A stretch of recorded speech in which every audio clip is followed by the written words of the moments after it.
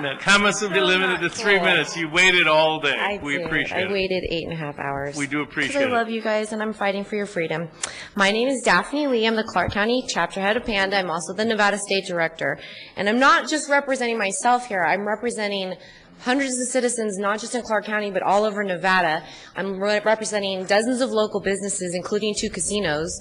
We have endorsements from businesses. We have endorsements from casinos. People are worried about this, and I listened to Chris G. say today, justice delayed is justice denied, and those were beautiful words. And I saw today in my hours sitting here, you guys stand up for medicinal marijuana, which is still federally illegal, and you guys are taking the stand. And so I'm left here confused why we are not bringing my resolution to the agenda when it's already been passed by the City Council, 5-2. And what we are only doing is reaffirming the rights of due process for the citizens of this county and asking our police department to not assist in a federal agent coming in and taking someone without rights to due process. I don't understand why I'm being ignored on this. It's serious. But I mean, really, you know, I'm here fighting for you guys too, and my children and our future. The National Defense Authorization Act that was passed December 31st, 2011, enacted they were carefully, deceptively worded provisions that were tucked into an enormous military budgetary bill, signed into law quietly on New Year's Eve, and it codifies for the first time in our nation's history the indefinite detention of any person merely suspected, not convicted, okay, of committing a belligerent act against our government, including United States citizens. Far from any battlefield. Senator Graham said on the floor when he was arguing for these provisions that he now believes the United States is now part of the battlefield and the laws of war should apply here in our country because we are fighting an endless, nameless war on terror. Now, I'm going to tell you, the laws of war do not and cannot coexist with our Bill of Rights. It's not possible.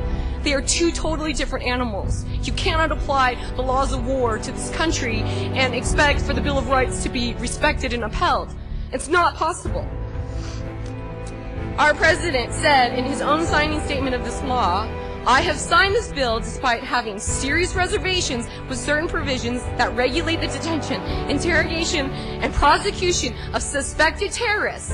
And he then went on to say, my administration will not authorize the indefinite detention of indefinite detention of American citizens. You can keep going. Thank you. Without trial. But just because he's promising that his administration will not do it, there is no guarantee that any future president, now that is granted these powers, will not abuse them. I mean, all you have to do is look through history. When you grant this kind of a power to the executive branch, which was never supposed to happen this way, we're all scared, okay, terrorism. Now we're like giving up all of our rights. The NSA is collecting all of your data, all of my data. There's streetlights on every single corner now monitoring us. You guys, I was here when we passed the pilot program for the domestic drones, you know, to be brought here to Nevada.